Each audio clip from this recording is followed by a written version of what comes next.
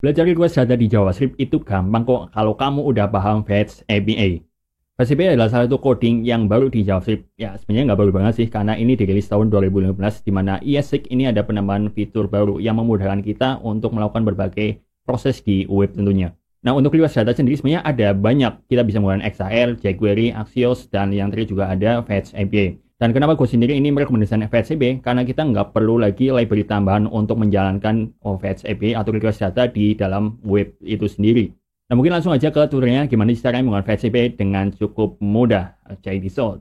Oke, yang pertama di sini udah ada file HTML fetch.html dengan isinya kayak gini.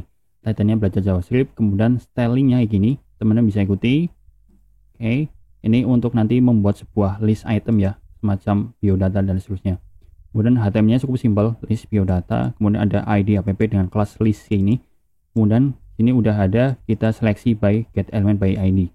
Nah, untuk penggunaan dari Fetch API sendiri kita bisa menggunakan nanti website ada request.in, ada nanti JSON placeholder, ini request.in, JSON placeholder ya. Nah, ini juga bisa teman pakai kurang lebih tampilannya gini. Ini bisa post, comment, album, dan seterusnya. User kita bisa mendapatkan metode-metode yang berbeda, get, post, put, kemudian patch, delete, dan seterusnya. Oke, nah tapi kita akan menggunakan nanti yang ini ya, list. Nah, kita akan menerapkan fungsi dari ini ya, listnya by method get. Klik aja sini, copy URL-nya. Oke. Nah, langkah pertama adalah cukup mudah untuk menggunakan fetch, tinggal fetch kayak gini. Nanti URL-nya apa? Oke, nah yang selanjutnya adalah kita harus convert dulu ke dalam bentuk JSON datanya. Kenapa? Karena ini bentuknya ketika dia ngirim dia belum berbentuk dari JSON. Maka biar agak mudah untuk membacanya di file JavaScript-nya kita harus ubah ke JSON. Caranya adalah data, ini data yang dikirimkan. Nah, kemudian datanya ini kita ubah dalam bentuk JSON. Oke, kondisi sekarang ini udah terbentuk data JSON ya. Nah, selanjutnya adalah kita tinggal tampilkan lagi. Oke, misalkan respon. Ini udah dalam bentuk JSON. Kita akan tampilkan misalkan di konsol dulu deh. Oke, response.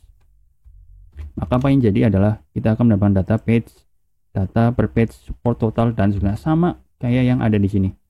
Ini ya page, ini kita udah dapatkan masuk ke dalam sebuah HTML yang kita buat.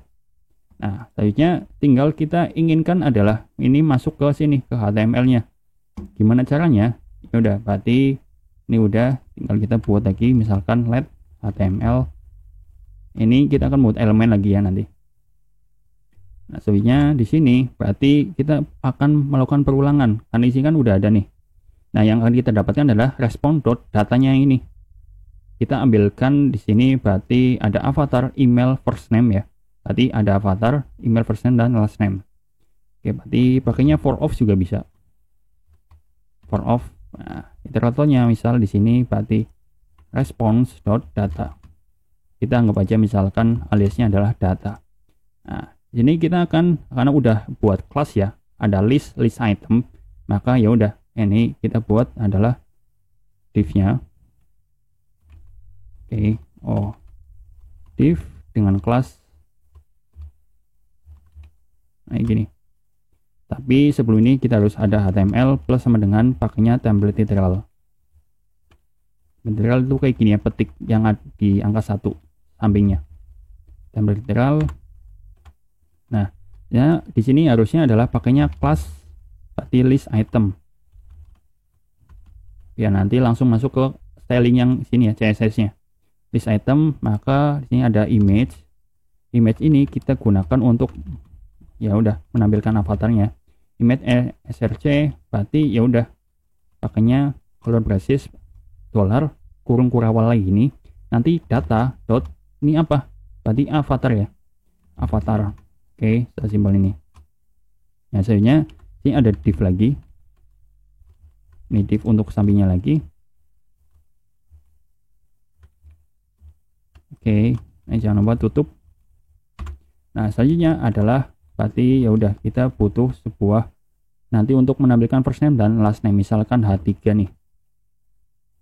Nah, H3 berarti ya udah dollar kurung kurawal gini lagi data dot first name score name. Ini copy aja, nanti tinggal last name spasi last name.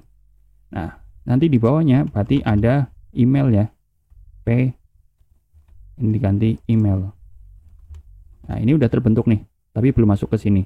Tinggal kita masukkan ke HTML-nya. Maka ID-nya apa sih ini? Berarti kan ID-nya app. Berarti app.inner HTML sama dengan HTML. Maka kita lihat apa yang jadi. Nah, dia akan ada berbentuk list kayak gini. Cukup simpel ya, kayak card kayak gitu. Nah, di sini udah ada gambarnya, udah ada first name dan last name, dan juga ada emailnya. Dan sesuai dengan yang ada di sini panjangnya, data ada berapa. Sekarang di sini ada 5. Karena ini dari 0 berarti 6 ya, 6 data ya. 1 2 3 4 5 6 sesuai. Oke, sesimpel itu penerapan dari MPA sebenarnya. Ketika teman-teman nanti disuruh untuk penerapan dari backend ya, API-nya udah masuk, nanti kita tampilkan ke web, ya pakainya fetch kayak gini. Nah, lalu gimana pertanyaannya kalau misalkan nanti metodenya itu berbeda? Ini kan metode get. Kalau misalnya fetch tanpa adanya metode, jadi ditulis metode, ini udah otomatis metodenya adalah get defaultnya.